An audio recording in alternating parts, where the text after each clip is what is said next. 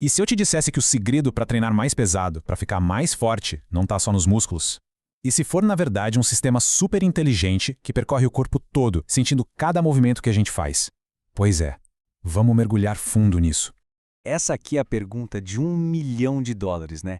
Aquela que assombra qualquer atleta, qualquer pessoa que leva o treino a sério.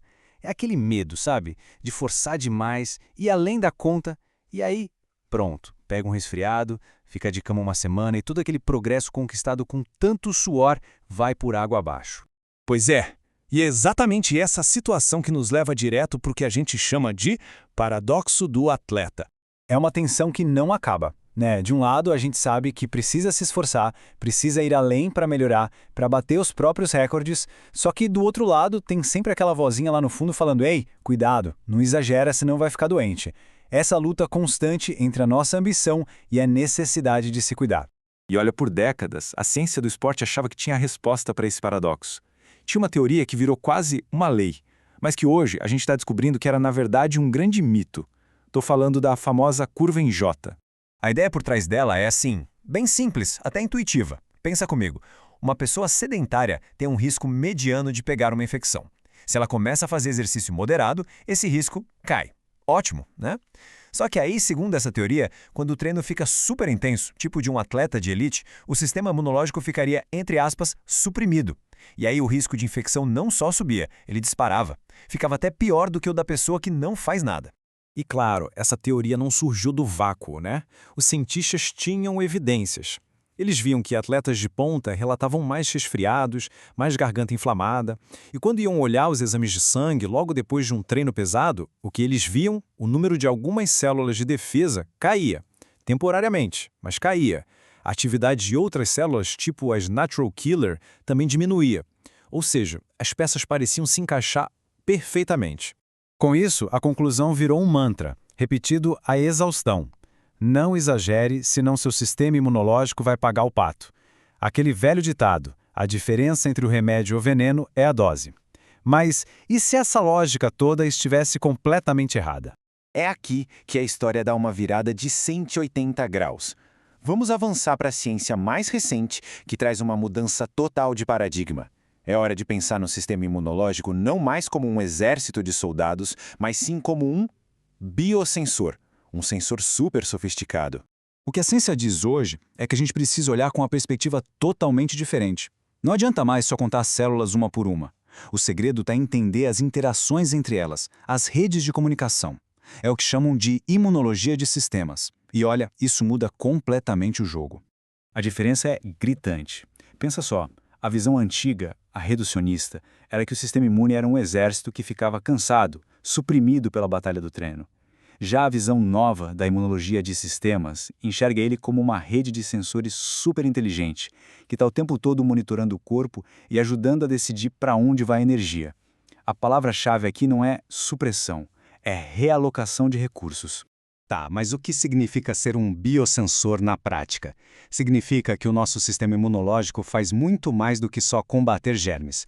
Ele está lá, sentindo o dano muscular do treino, de olho nas nossas reservas de energia, percebendo o nível de estresse e com todas essas informações na mão, ele meio que comanda a orquestra da nossa recuperação e adaptação. E aqui está o pulo do gato. Tudo se resume a uma competição por recursos. Pensa bem, manter o sistema imunológico em alerta máximo gasta uma energia danada, um monte de calorias.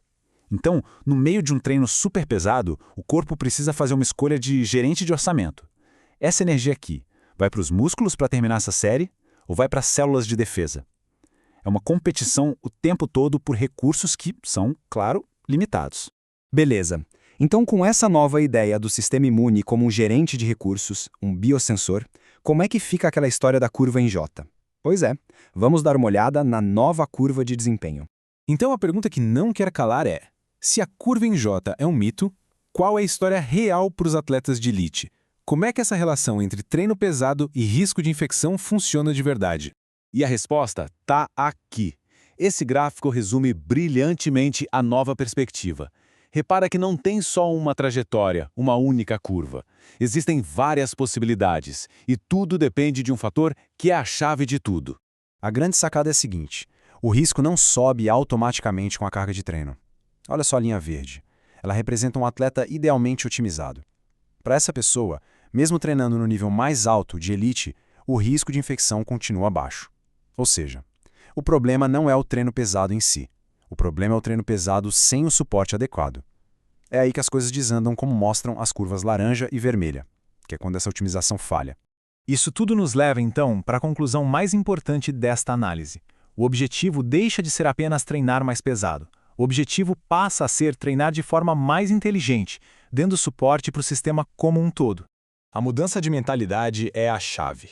Primeiro passo, parar de enxergar o sistema imune como um obstáculo e começar a vê-lo como um aliado, uma fonte de dados valiosos.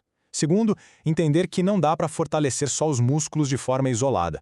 O alto desempenho exige que o sistema fisiológico inteiro esteja otimizado. E por fim, o foco tem que mudar, sair da simples carga de treino e ir para a otimização fisiológica total. E como a gente chega nessa tal otimização? A ciência aponta para 3 pilares que são fundamentais. O primeiro, nutrição de qualidade. E não é só cobrir as calorias não, hein? É garantir os micronutrientes essenciais, como ferro, zinco. O segundo, sono suficiente. É durante o sono que o corpo regula a inflamação e se recupera de verdade. E o terceiro, gerenciamento de estresse.